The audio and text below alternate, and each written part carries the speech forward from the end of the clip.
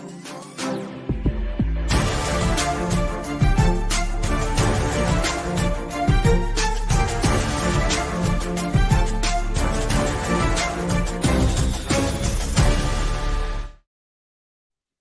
everybody. Welcome to the RotoWire Fantasy Football Podcast. Jeff Erickson here with Chris Liss. It is Monday, January 10th. It is the playoffs are finally upon us. We are wrapping up Week 18. We don't even have a Monday night game. We are truly wrapping up Week 18 after a pretty wild weekend. Started off really lame, I thought, and then it had this crescendo to actually interesting stuff that happened, Chris. Yeah, I thought it was a really enjoyable weekend. I didn't, so a couple of good things happened for me this weekend. I didn't have much on the line, so I just watched the game with pretty much, let's see what happens, And then I did have the force the bet Jaguars long shot against you, which was fun. And then, I was rooting for chaos for that, Sunday night kneel down fest that I was hoping to see, which something even weirder happened, which is we'll get into that obviously. And then, I went 12-4 against the spread. I always kill it in week 17, 18. This last week, I don't know why. I want to go back for like 5 years. It's like ridiculous. And I don't know why. I'm not having a great year against the spread. I take the Giants way too often. I've, done some stupid things, but every last week I always crush it. I won. Okay. So I've got a home pool and it's not a lot of money. It's like 125 to get in. There's like 14 people in it, but every week, the winner of the week gets paid. And I've only won 2 weeks. But if there's a tie, that goes on to the nenext week. So I've only won 2 weeks, but both those weeks were triple weeks. So I won basically 6 weeks by winning 2 weeks. And I just won this last one at 12-4. Wow. So that was fun.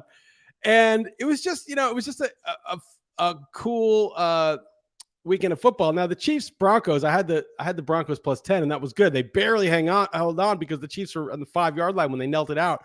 But the Broncos were going to win. They had Melvin Gordon running the ball. They're up 1 with less than 8 minutes left. They're driving down the whole field. And Melvin Gordon just coughs it up. And the dude runs it back like 84 yards for a touchdown. And all of a sudden the Chiefs are winning. That was like the worst giveaway of a game I've ever seen. It was like, oh, wait, we're in control of this game. We're going to knock the Chiefs down. The Bengals are going to have to play this weekend. It was going to be a whole different thing. And all of a sudden, they just were like, you know what? I'll just fumble and let you get a touchdown, and now it's over.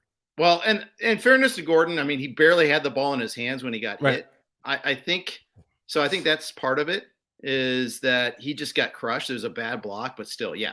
I think it was kind of ironic that Melvin Gordon, who had a big game prior to that, was the better of the 2 backs in that game, was the guy that coughed up. And then it was not only that it was a fumble 6. I mean, the fact is that nobody else hustle back. The only guy hustling back to try to make the tackle was the quarterback, Drew Lock. And half-assed, though. It was very half-assed. Yeah, he got outrun by a linebacker, which is kind of funny, after running for 2 touchdowns earlier. But everything was half-assed in that game. So even after that, they get down to the Chiefs 14 on 4th and 9, 13, and maybe the 13, and they kick the field goal down 7. So even if you stop the Chiefs, guess what? You still need a touchdown. Yeah. Kicking the field goal was nutless. Especially when you're going against the Chiefs, who I know they're not the same Chiefs as previous years, but come on. Do you really want to count on, okay, we're going to stop Mahomes? We got this, no problem. No, the air went out of the balloon. They had that one big conversion, that one big play right away. And after that, you could see the Broncos were just totally deflated, and it was all over. And the funny thing is, listening to I heard this I was in the car at the time for this, hearing them defend the field goal kick. I was out to lunch with my daughter, and right after they went for the kick, we okay, let's go. This game's over. They screwed up. I get in the car, I'll listen to it anyhow. And I hear I don't even know who the analyst guy is. It's a former player. And it's not the usual same good, radio crew. He's like, the fans are asking to make a crazy decision to go for it. He's like the one guy that's still living outside the box there. Everybody else. I read your article this morning. It's he's still in the outside. He's still in that. He's in his little cozy little kick is good box.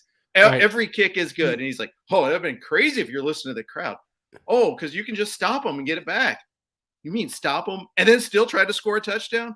Okay, sure. Okay, sure, Jan.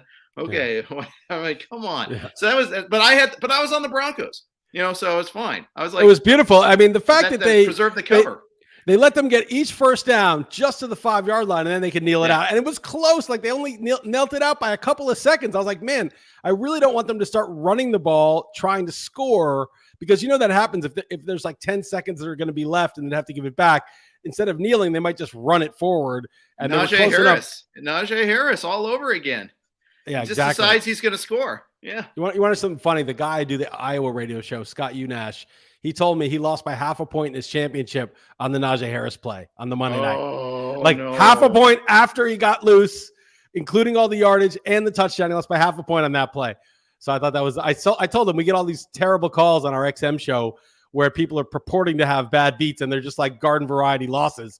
And I was like, that would have qualified as a good one, losing on like the very last significant play in the Monday night game.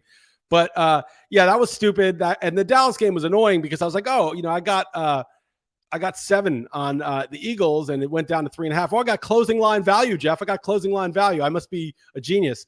So, the game starts, the Eagles score a touchdown. I'm like, yeah, Minshew can handle this. Is no big deal. He's a good backup quarterback.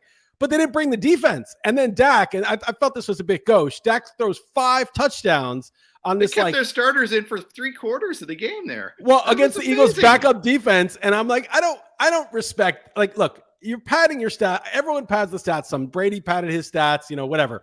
But this was extreme padding of the stats. His season-long numbers are going to look a lot better because of a meaningless game against a preseason defense. So that was disappointing. So I was 1-1. The dream. Whenever I win the first game, the Thursday night game or the first Saturday, I'm like, I'm going 16-0. I'm going to do it. I'm going to get the Holy Grail. And I hate when the dream is destroyed that quickly. I realized that. So I took Dallas, but as soon as I knew Hurts was going to be scratched, I thought the Cowboys were going to bench their starters too. I mean, and I'm like, oh, why would they even bother? Well, now they're the 3 seed instead of the 4. Now, if you're Dallas and Dallas fans, if you're listening, chime in on this. Would you rather face San Francisco, which you're doing, or be the 4 seed and face Arizona again? Arizona, to me, doesn't look the part. I don't know, but I mean, I don't trust either Arizona or San Francisco, to be honest with you. But you don't trust them, but they're both dangerous. I mean, both of them. I mean, Arizona just beat Dallas in Dallas, right? Of course. And then San Francisco is dangerous. I mean, so I don't think it really mattered at all whether they won or lost. I guess it could conceivably matter. Maybe if there were like an upset later on, like who could host like the title game. I'd have to like game it out more, but. It was really a game where neither team cared, and Dallas decided to try. I mean, they sat, no Tyron Smith, no Micah Parsons. I mean, there were a couple key guys that were sitting, but, Dak, I don't know. That was some serious stat padding, and I was just pissed because I had the Eagles +7, and I thought that was a good pick, going into the game. But let's not bury the lead, man. Let's just talk about this insane Sunday night game because it wasn't as good of a game as people are saying. It was one of the most bizarre games. It was entertaining though. It wasn't. Good doesn't. You don't have to be good to be entertaining. Yes, it was entertaining. There's no doubt. Well, I was watching it on the rewind, so I was just seeing play after play after play. So it was. I can't even imagine dragging this thing out in real time. You didn't know the result, did you? No, I didn't know who was going to win, and I had the Raiders +3, and I needed it, and there were some times, I mean, the Raiders had it. They were up 15. It was like game over. And the Chargers were, basically on match point, like 10 different points. They had 10 match points against them. They had the touchdown at 4th and 23. They had the 2-point conversion. It was a must-have. It was must-have. It was over. They had at least 3 or 4 4th and 10s. One of them they didn't get, and there was like holding call, 5 yards. It was it was legit. That one, okay. It was legit. I didn't see it. Yeah, okay. Because I'm sure they fast forwarded through that on the and it was a total hold right as he's making his break. He totally got held. It was completely a good call. Okay. And by the way, that was the one call the Chargers got all night. The Raiders got the calls. This is why this game was so just bananas, because the first Chargers drive, second Chargers drive where they scored a touchdown, it was 3rd and long. They get a pass. It's tipped up in the air with 2 people. Receiver catches. They convert. New set of downs. Then it's 3rd and 17 and holding call. First down. They get another first down on a hold when it's 3rd and 17. It was like, dude, what are you doing? You're holding like off the ball. Like you just gave him a first down on 3rd and 17. Then they score a touchdown. Then the Raiders get the ball. Before that, no, the Raiders get the ball. Before that, they Derek Carr misses Zay Jones wide open, just overthrows him. Like, just easy touchdown. No, that was early. And then they punt because of that. But then, what's his name? Andre Roberts muffs the punt, and the Raiders score a touchdown anyway. And then on the next drive, after the Chargers get all these cheap ways to get down the field, the Raiders get some cheap pass interference in the end zone, and they're just gifted a touchdown. So this game was so ridiculous from the outset. It was all this crazy stuff was going on.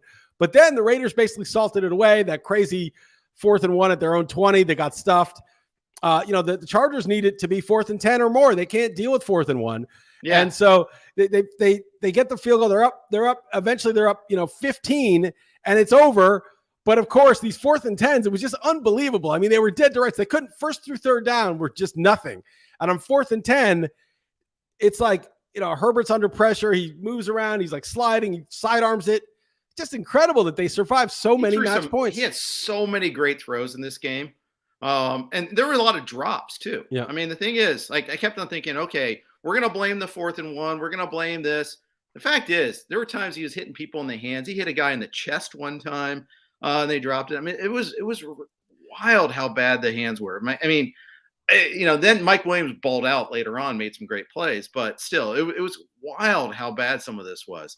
But yeah, we haven't even gotten to the craziness of overtime, but it was so crazy. You're right about the Zay Jones things. There was another overthrow in overtime that if he connects and he was open, it's a game over. On the first drive of overtime for the Raiders, there was a deep play where Zay Jones had a step and Carr just missed him because that's what he does. But it was crazy. There's so many different ways it could have ended. Being on Twitter for this game was amazing, by the way. Just amazing. So many jokes to be made, so many wild observations just going back and forth. There was a point where you're Goodell's hey guys, just make it look good, but still you can do your tie thing, but just make it look good. And it was all setting up to that. It was wild. Well, they delivered. I mean, they delivered and then some. But I will say a couple of things. One is, the more I thought about it, during the day after Jacksonville was winning, and you also start to realize, for Pittsburgh and Baltimore, that game was supposedly kind of meaningless. But it's Jacksonville didn't have to win. Jacksonville just had to keep it close for those two teams to want to kill each other to win that game, because if Jacksonville had a chance to win, of course, those teams had to try to win.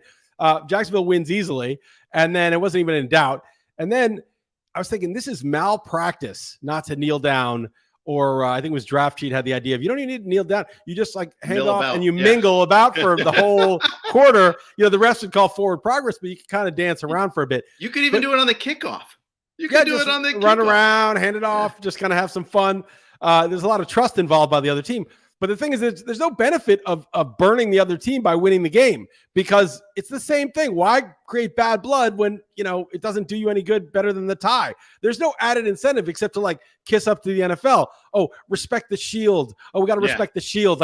This is bullshit. Respect the shield. Dude, who cares? Do you understand that a team like the Packers, for God knows what reason, they left Aaron Rodgers in with his bad toe all game. I'm starting to think it's like the Kurt Schilling sock. I mean, how bad could the toe possibly be? And I love Aaron Rodgers, but come on, dude. If your toe's that bad, you shouldn't be playing. But if Packers had put in, a third string QB, if they had called up practice squad players or whatever, nobody would have batted an eye, and they lost 37-0, and it was a total joke. No problem. So, but a tie is beyond the pale. Come on. That's just absurd. You've earned the right to have a bye. Now, both these teams get all, someone else brought it up, the extra paychecks for the coaches, the playoff shares for all this. It's money for everybody. Your fans get a playoff game. You get a bye week in week 18, so you're totally fresh for the wild card game. I mean, they went to overtime. This is like a war they went through to overtime. And it's malpractice. They didn't just kind of shake hands and kneel down and say, you know what, I don't owe anything to the NFL. If the Steelers, have a problem with it, maybe they shouldn't have tied the Lions at home that time. And then, they would have made us play. Or lost to the Chargers, or lost to the Raiders. All these things apply. And meanwhile, by the way, the Steelers and Ravens almost tied in their own right. That would have been amazing. That would have been the best part of it all. I mean, if they don't convert that 4th down pass to Ray McLeod, they might, Ravens could have either driven, or they could have easily ended in a tie. But because, the thing is, the Ravens are going to have Justin Tucker kicking, the best field goal kicker of all time. I mean, it's just amazing. It could have both games could have ended in ties. I mean, talk about head exploding stuff. It would have been awesome. Well, it was so funny too because as the Raiders were driving in overtime, nobody was in any hurry because it's like for both teams, it's like take your time.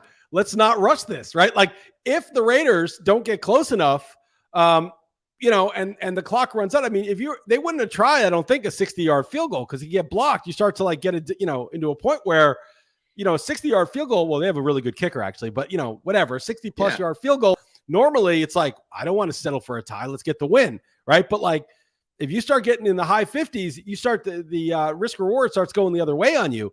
And, as far as the Chargers are concerned, they're like, dude, take your time. I saw that clock running down. I'm like, this is crazy. Like, what's actually going to happen here? And well, you saw, so you didn't watch it live. So did you get into the debate about why the Chargers called that timeout? Did you notice that?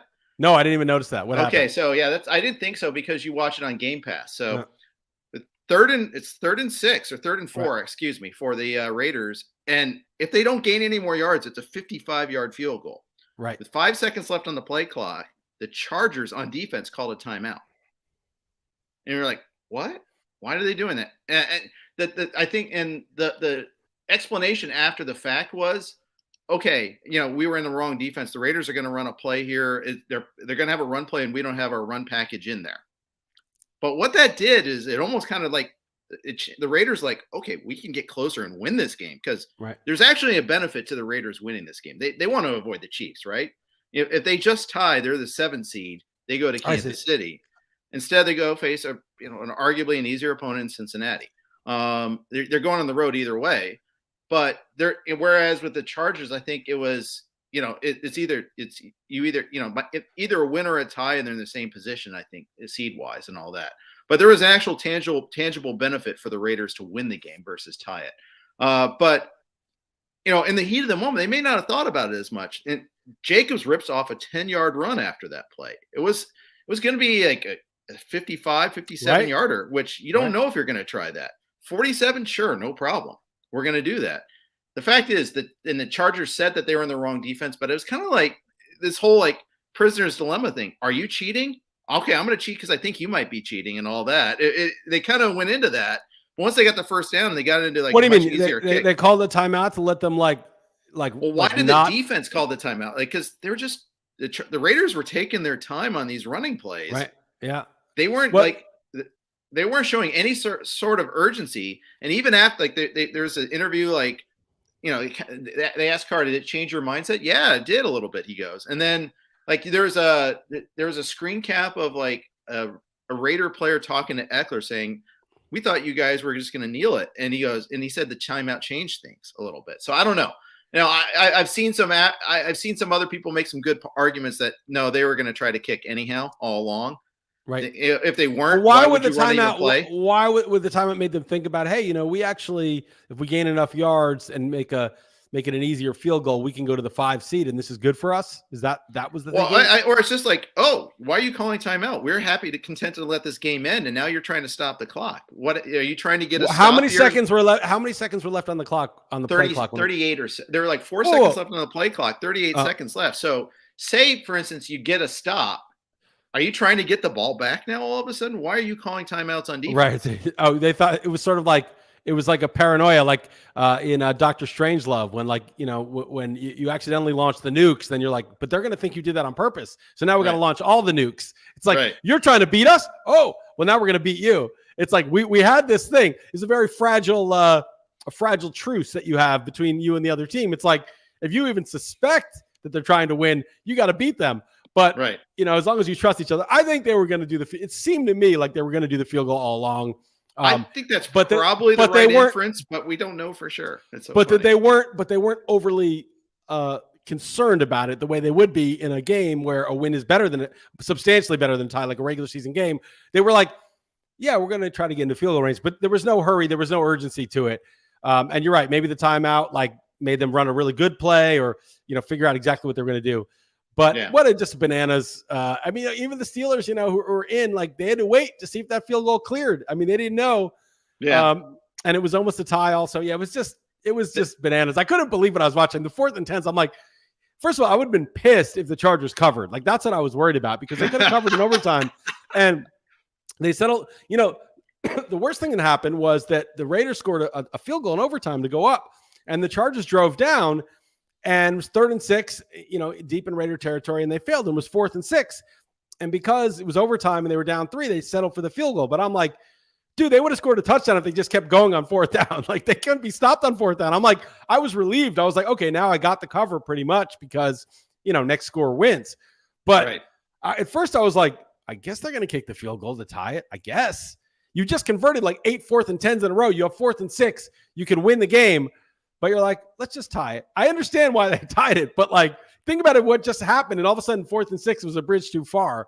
It was interesting, I think they kind of screwed up after they got to the 2nd and 6, they threw it twice, stopped the clock, 2 incompletions too. I mean, they run the ball twice. There's less time on the clock. Maybe the Raiders don't have enough time to get into field goal position too. So, there's all sorts of little permutations there that are just wild about this game. We could talk about it forever, but we got other stuff to cover. Quickly, a note from our friends at WinBet. If there's one thing we appreciate here at RotoWire, it's making good decisions, and even more so, making the right decision. Listen up, folks. I have an incredible offer for you with RotoWire's newest partner, WinBet, the premier digital casino and sportsbook app. WinBet is now the exclusive sponsor for RotoWire's fantasy podcast. WinBet brings you all the latest action with a user-friendly interface, moneyline bets, boosted parlays, over-unders, round robins, live betting, and so much more are at your fingertips. Want a break from sports betting? Head into WinBet's digital casino and take a spin on roulette, double down in blackjack, slam the slots, or try your hand at baccarat. WinBet is currently available in 7 states: Arizona, Colorado, Indiana, Michigan, New Jersey, Tennessee, Virginia, while rapidly expanding. At WinBet, the possibilities are limitless. WinBet is currently offering all RotoWire listeners a risk-free bet up to $500 on your first wager. Download WinBet now. That's WYNNBET. WinBet, the exclusive partner for RotoWire's fantasy podcast. Chris, want to talk about burying the lead. You didn't know. I don't think you've noticed this. And I hate to advertise it, but in some ways I had a really good week. I won in DFS, I won Tout Wars DFS contest, whatever, but it's nice. Cool. The Bengals got to rest their starters. I was wildly entertained, but I had the all-time biggest choke in Stake League. I lost to Len by 90 points, and he passed me in the stake bet. Oh, my God. I am the self-buyer. Oh, my God. Oh, man. Sorry, dude. That is horrible. I did not even notice. It was the chokiest choke that ever choked. Deontay Johnson dropped passes like it was last year. Kyle Pitts, I screwed up too. I could have benched Kyle Pitts for Hunter Henry, which was it was like 11-point difference. But I thought when they announced that Pitts was active and playing in this game, I swapped Pitts back in. Because I'm like, Henry, he's touchdown only. He won't do anything. So, of course, this week he goes for like 100 yards. And Pitts goes for like 2 for 15. It was crazy. And everything Nick Chubb gets screwed again all the time. Dearness Johnson's getting goal line carries. Chubb got like 10 carries. I would have been better off like finding some schlub off the waiver wire, but I scored like 77 points this week. It was horrible. Oh man, my condolences. And we were mocking Len the whole year about being a buyer. Len must be over the moon. What a triumphant week 18 for him to come back from that kind of deficit. He was worried about being the double buyer 8 weeks ago, and now he's not even buying at all. I mean, I was in the championship game last week in this stupid league.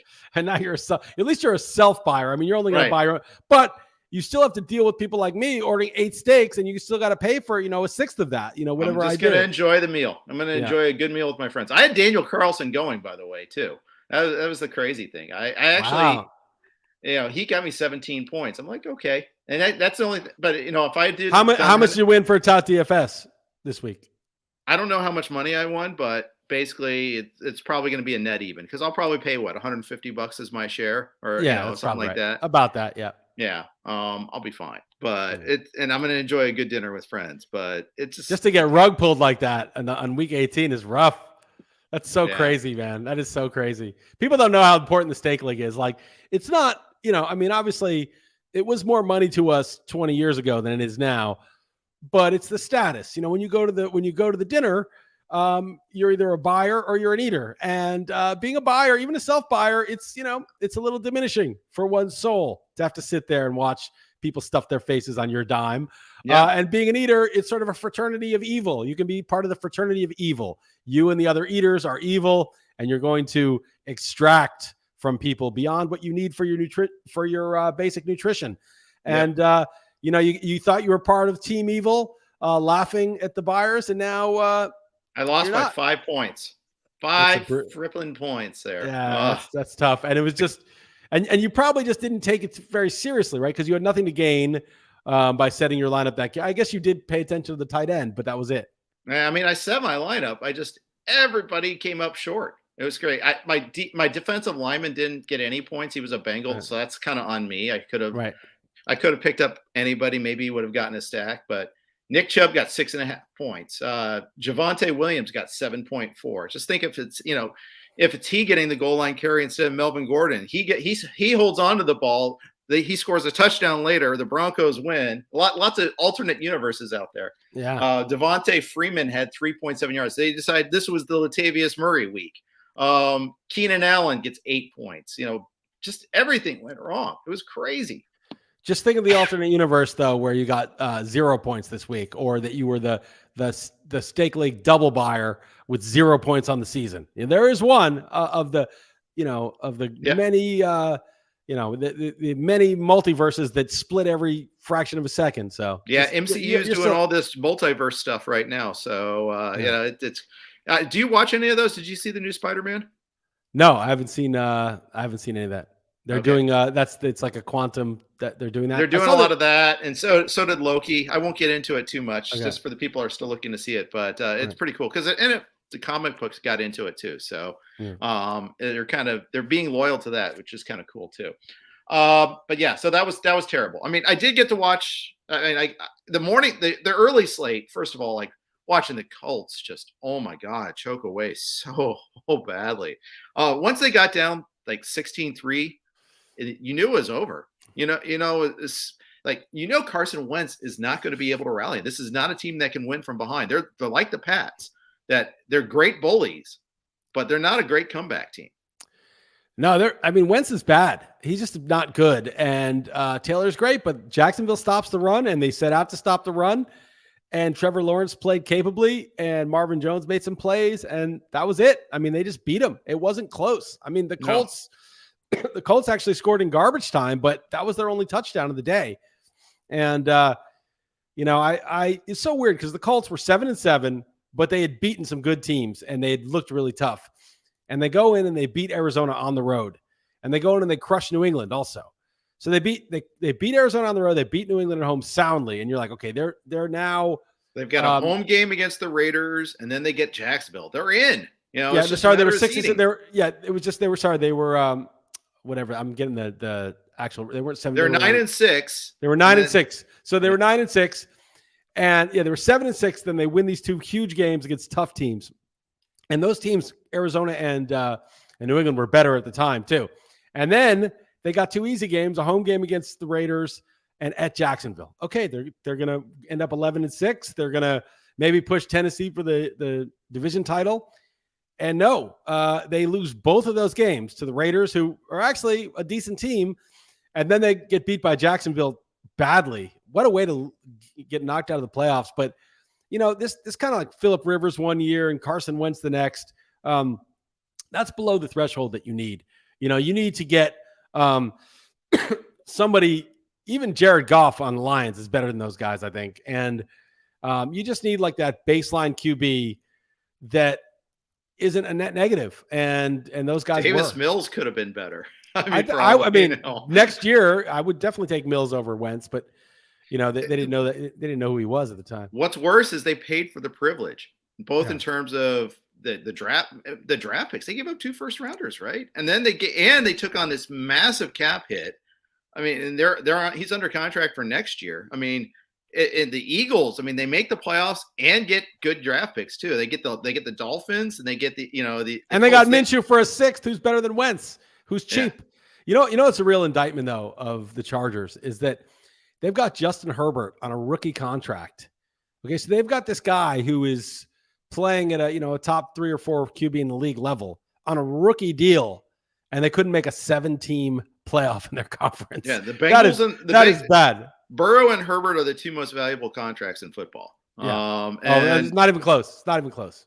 Yeah, and yeah, it is kind of crazy. And the thing is, the Chargers, they had a couple things that, and I know we spent a lot of time on, but they're interesting. But they couldn't stop the run, and they couldn't stop the run all year, and they couldn't stop the run when it mattered most in that overtime against Josh Jacobs. They get that 10-yard run, and that's what made it an easy field goal attempt for Carlson. It made it easy to them to decide to even kick it, for that matter. And in all the previous runs prior to that to get to that spot. And then the thing is, the right side of their offensive line got hurt early in the year, and they never recovered from that, because that was the other thing in that consistent thread in that game is the Raiders' pass rush was making life miserable for Herbert. Right, but he still got him back to a tie in overtime under pressure. I know, despite all that. Yeah, and they knew he was throwing every single play, and so I don't know. There's something off about that. I mean, maybe Staley will turn out to be a good coach. I wonder if he's just optimizing for one thing. The sort of like surface analytics. I don't want to say analytics. Analytics is deep. Analytics covers second order effects if you do it right. But sort of surface level optimization of, who cares about the run? Analytics has showed us the run doesn't matter. Things like that. And it's come back to bite him that he doesn't really, he's missing some important second order effects of running the ball. Although he talked about it. He was the guy who said running the ball has second order effects. And so he's the guy who talked about it. So he's not unaware of it.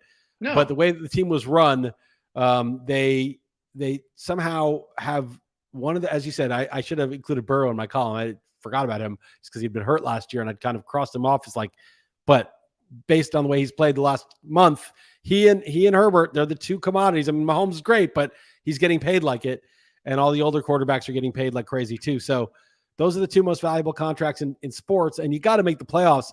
Because the edge of having Herbert for that price in a salary cap league is just it's massive, and to not make the playoffs means you had it's bigger than Mike Trout before he got his big contract, and baseball doesn't have a salary cap, but it was Angels-esque failing to make the playoffs despite that's a good Herbert. Comp.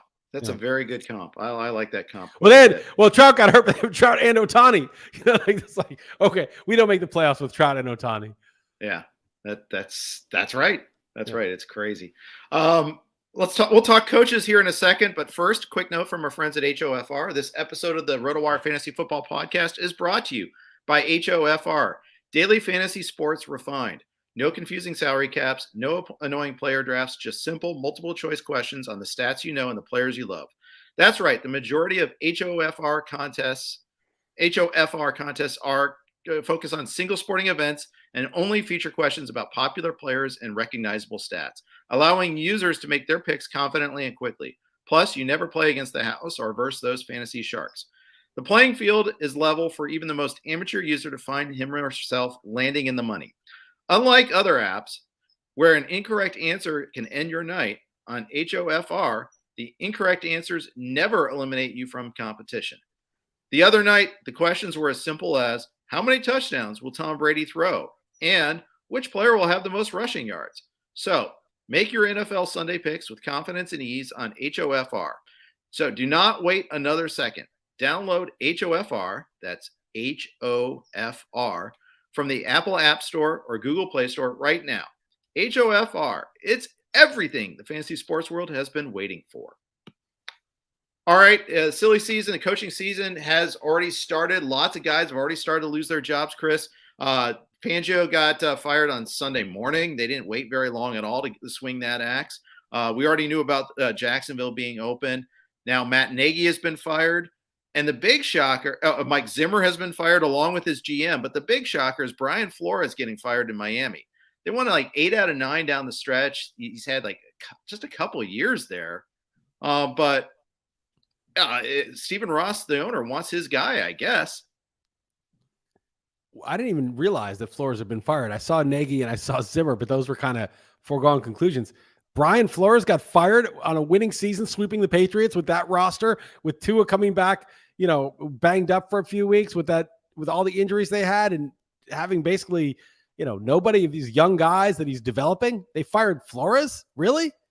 Dude, I would fire like 3/4 of the coaches in the league tomorrow to hire Flores. Yeah. I think he's a good coach. Now, you could argue that maybe he ran a terrible offense, but that he's not the one that drafted an offensive line that can't protect Tua. Now, maybe you spend a top 10 draft pick on Tua and the offense looks like a high school offense. Maybe that's it. I get it, because it is an ugly. It's not a aesthetically pleasing offense, to say the least. You see, like, isn't he a defensive coach though, Flores? I think so too. He is. Why don't you just hire a good offensive coordinator? I mean, anyway, that team was 1-7. They finished 9-8. That's bizarre. The other guy that I heard was on the chopping block was the Texans guy. What's his name? Yeah, Culley, I heard, was on it beforehand. But so far that axe hasn't swung, but still could. I mean, Joe Judge still is employed, and that's the Giants. John Mara. I don't want to say this for sure, but my thesis about John Mara, some of the things he's done. He stood by his kicker, who was accused of some pretty bad stuff, and then as soon as the tide turned, they dumped him, and it was kind of like one or the other, right? I'm not saying what was the right call initially. I'm just saying you don't do it because of you either stand by the guy or you don't. But you don't like make a show of it and then cave right away. There was a bunch of things like that. I think with Beckham, he was kind of nutless. And, my thesis is that a lot of these guys, it's like, the show Succession, right? You get Logan Roy builds the company and he's kind of a bastard, but he's really competent, really sharp. And then you have a bunch of kids that grow up rich and they just kind of play it being running a business, but they don't really know because they've never really had to do anything. They've grown up in too much comfort. And I think some of these second generation owners are just kind of living off the family legacy. And the Giants, it seems that it's like they're a class organization, like the Rooneys, the Maras. That's like the old school. Right. And it's like they don't fire anybody. They stick with people way too long, typically. And, I'm not like Judge has to go. He's the problem. I don't even think Gettleman's that bad, and people hate Gettleman. They basically were the least – I think they were the worst team in the league by the end of the year because of their quarterback situation. But they couldn't even roster a full roster. They couldn't – because of the salary cap, for some reason, they could not top they couldn't even have a full 53-man roster area. Well, so here's the thing. So there were two things. One is the offensive line, which they invested in, was just terrible. And the other was, so I actually liked when they signed Glennon, not because I like Glennon, but because it was a commitment to Daniel Jones to be the guy or not, and not have some sort of controversy. And so I was like, all right, it's Daniel Jones's job to win or lose, and then they can move on. You don't want to have it so that you draft Trey Lance, but you've got Jimmy G there, and it's like, who's even the quarterback for next year? It'll be Trey Lance, but you end up just like stunting development. Okay, give Daniel Jones the reins. There's nobody who's serious who's going to compete. But the cost of that was when Jones got hurt, and Jones was not playing well, and the Giants offense was already bad. It was below a pro level. So he and Jake Fromm, it's just you had a 0 at quarterback, and then you had a bad offensive line with it, and it was not. I didn't watch the Giants games the last 2 weeks. Yeah. I've watched every Giants game for like 20 years, and I was just like, maybe 40 years, and I was just like, I'm not going to watch this. I would be fine if they cleaned house, but I don't know that it's Judge per se or whatever. I would take Flores over Judge because Judge hasn't really shown anything. He's just sort of I just give him a sort of a, not a pass even, just like a no. It's like he hasn't had much to work with. But look what Culley does with a team that doesn't have much to work with, or look what Dan Campbell does with a team there's not much to work with. So that was those are the two best games of the morning slate. The early slate yesterday. It was the Lions, Packers, and Houston, Tennessee, because those two teams, they might be bad, but they're entertaining. They're playing hard. Now, granted, they're not winning, but still, it's not their fault. They didn't construct that roster. They just stepped into the job. Brian Flores, he won 19 games over the last 2 years. No, Brian Flores is a top 10 coach, right? Like you'd say like Belichick and Andy Reid and John Harbaugh and Mike Tomlin and the guys who have consistently won, obviously. Vrabel. Vrabel is now. But I think you put Flores there with the other upstarts like Dan Campbell, who looks like a good coach, guys who seem like they get their players to play. And Flores does that. We talked about this before, but I think I talked about it with Sislowski too, but we talked about it in XM, that I'd say I don't know what the percentage is, but 70% of the job, maybe more, is getting these guys to show up commit to their assignments, be tough, be a hard out. And then, 10 or 15% is like that X's and O's and the, down and distance stuff. And anyway, the X's and O's, you outsource to coordinators usually anyway. So it's like down and distance stuff. I mean, it matters, but, having a team like the Steelers that's going to play hard matters more. Having a team like the Titans that's going to play hard matters more than that stuff. Yep. And it seems like Flores at least had that, and just get him a good coordinator. But wow, that's shocking. He's going to get snapped up though pretty quick, I think. I think so too. I think so too. So it was really surprising to see that one. I think that there'll be, now the question is, can he get the offensive side? Can he get the right offensive coordinator? But the Miami's owner, Stephen Ross, is like one of the sneaky bad owners in the NFL. Remember, this is the same guy that's trying to orchestrate the trade for Deshaun Watson, like basically doing it on his own. He was the one like, go trade for Watson. Yeah, I know we have Tua and we gave up the world to get Tua, but go trade for Watson. So maybe this is part of that, because Ross said he cited communication as an issue there. I mean, so clearly he wants to have his guys and all that. He's one of those hands-on owner types. So but he kept the GM, which is the other thing. So there might have been a power struggle. There's stuff, the stuff that happens behind the scenes that we don't know about sometimes. That could be very well it, but I'm not trying to justify it at all. I think it's really dumb and stupid that they did that. But anywho, that's going to be fun. There's going to be other firings too. I still think Judge should get fired. I still think I think that Matt Rule is the worm has turned on him. You know what though? I will say this here, in an argument in favor of being patient is the Bengals and Zach Taylor, because look at what happened in year 3 with the Bengals and Taylor. Year 2 with their franchise quarterback. Franchise quarterback stays healthy for the full season. Gets that full development. Good things happen. A long-term plan comes into play and it actually works. I don't know if Zach Taylor is a top 10 coach yet. I'm not completely sold on that. He's top 30 for sure. The thing about this is it's coaches are like quarterbacks, like kickers. The vast middle doesn't matter, right? So it's just whatever the circumstances are. Really bad ones matter to the negative and really good ones matter to the positive, but the vast middle are basically fungible. And so he was bad. Then he gets Burrow stays healthy. They get Jamar Chase, T. Higgins, as you said, all of a sudden they're good. Well, yeah, because it's easy to coach when you have, one of the young rising star quarterbacks and incredible skill players on offense. And it's hard to coach when you have like the carcass of Andy Dalton and a bunch of scrubs when he got hurt playing. So, most of these guys, we're just quick to judge, no pun intended. And it's really not indicative one way or the other. Now, out of those scrubs or good seasons, some unique ones will emerge. Like maybe Dan Campbell's a great coach. Maybe Flores is a great coach. We don't know yet. And we'll find out eventually. But, mostly they're in the middle, and it's just circumstance. And, it's like half the teams, not half, but like a third of the teams are going to have good seasons. A third of the teams are going to have average seasons, and a third of the teams are going to have bad seasons. And every time you're in the bottom third, if you just clean house, it's like, well, I mean, there's always like a 30% chance you underperform, by a margin, by a decent margin. So, right. I think people are rash. I mean, Nagy's been around a long time. Zimmer's been around a long time. I mean, I think those guys, it was time for a change, and that was warranted. Nagy's been around for 4 years, by the way.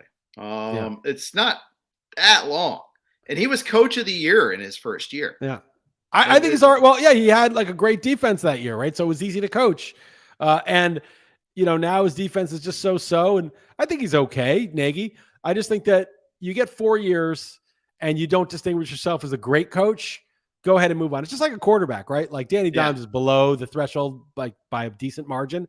But even like Baker, right? It's like Baker Mayfield's better than Danny Dimes, but like you had 4 years, you're okay, you're decent. Like I don't see a problem moving on at that point. I wouldn't move on from a guy after 1 year. Zach Wilson looks shaky, but it's 1 year. Give him a couple of years. But 4 years, there's a chance he blows up for somebody else. Maybe. I wouldn't be too scared of it. I think he could, end up being like a good quarterback on a winning team for somebody, for sure. They were a winning team last year.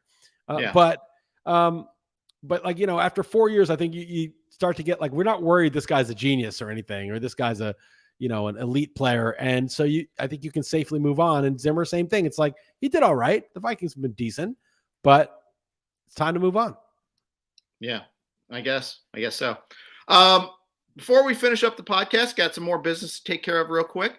Skybox Sports Network is your hardcore source for odds and sports tickers. Skybox Sports has been creating an entertaining and relevant products for restaurants, sports bars, casinos, race and sportsbooks, arenas, and stadiums for years. Now you can bring a little Vegas into your fan cave. Skybox's low-cost and state-of-the-art Wi-Fi platform is a simple and affordable plug, play, and activate format.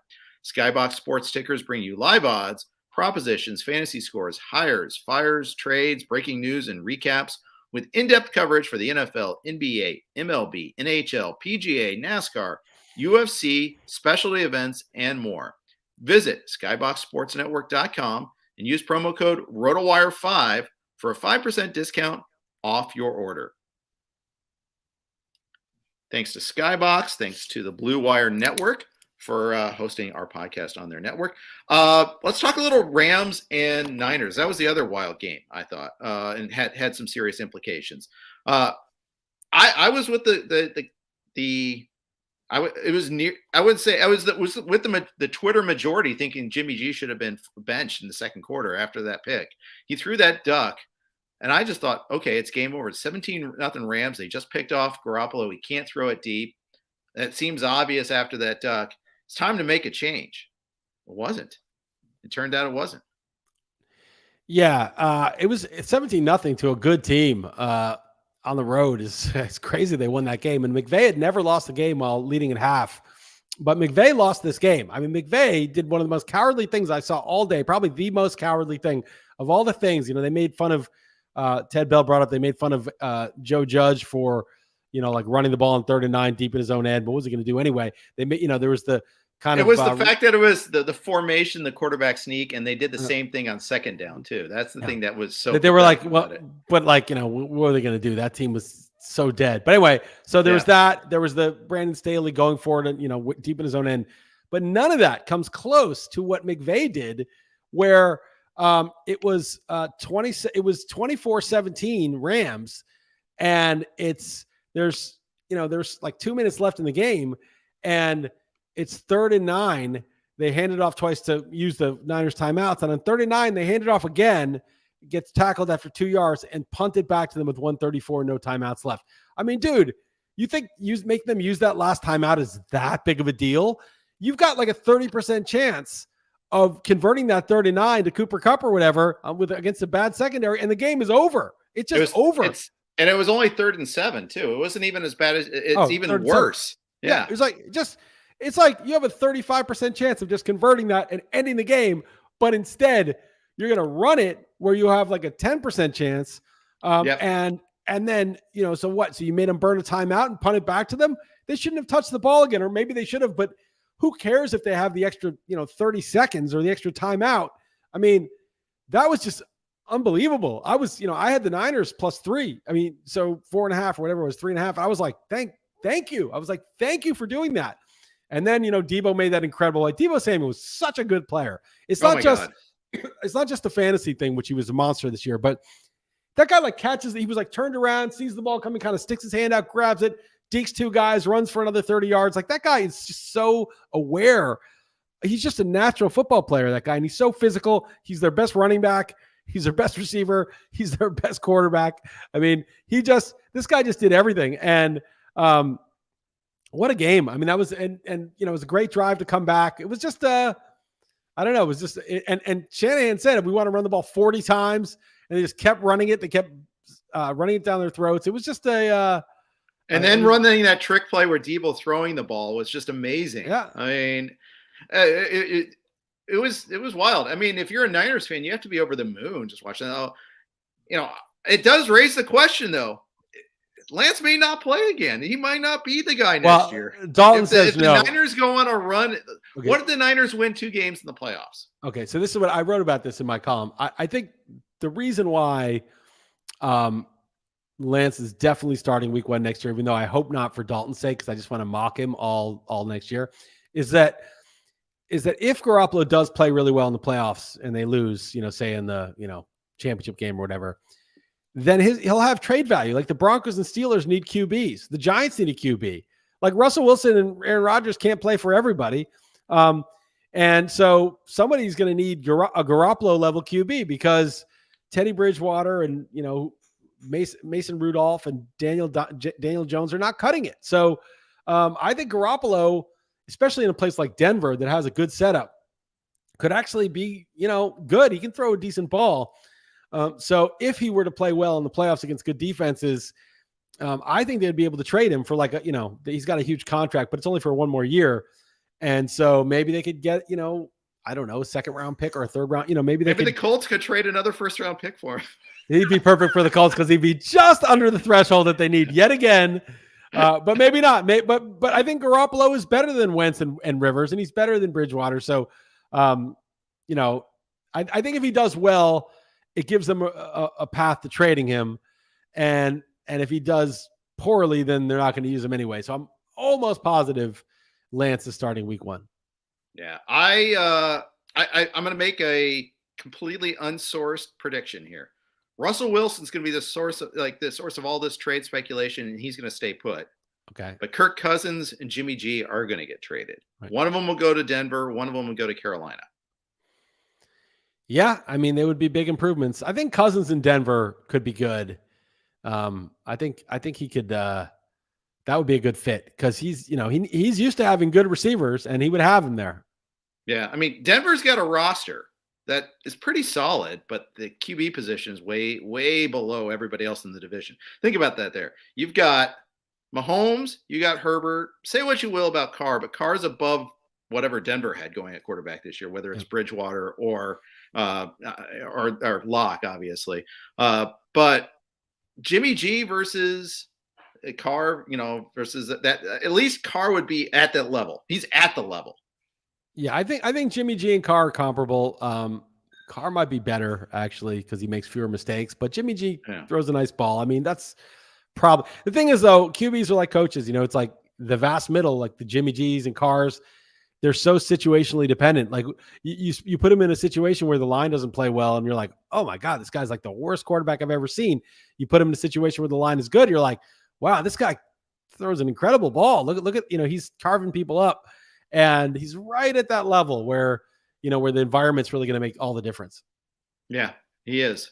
So it'll be, we'll be fine. I mean, Russell Wilson looked better the last couple of weeks. Is that enough just to give this false hope or maybe actual hope? I don't know. They have to decide what to do with Rashad Penny. I think they didn't pick up his option. So I think he's a free agent. So it'll be interesting to see where he lands. Rashad Penny. I mean, if we knew that, that exercise they do, that everybody in the league would stay healthy. He's had a 4-year deal in 20. Oh no, they declined his option in May of this year. You're right. They didn't pick it up. If we knew that everybody in the league would miraculously stay healthy, there's no injuries, no COVID list next year. Everybody plays the full season. Right. Where does Penny get drafted? Second round? I mean, we know everyone's staying healthy. I mean, Penny is he's dynamic. He's explosive. The guy breaks away. People don't catch him. He was outrunning Buda Baker. I know. In that big play. I mean, he's huge too for that speed. Yeah. I mean, you can see why they took him in the first round. It's just, there's just those little glimpses. But I mean, we're talking about 4 or 5 weeks in a row here. Like, my God, they're really going to be. It's going to be a tough decision. But anyways. A lot more to talk about. We're going to be doing a lot of playoff stuff this week on the XM show. So, and of course, we'll do fantasy playoff talk this week on the podcast as well later on. But we got to sign off now. So I want to thank WinBet for the season-long sponsorship. Chris and I will be doing the XM show later. If you want to catch that, we'll be doing it all week long. So thanks for listening. Jake and Joe will be at you tomorrow. Take care.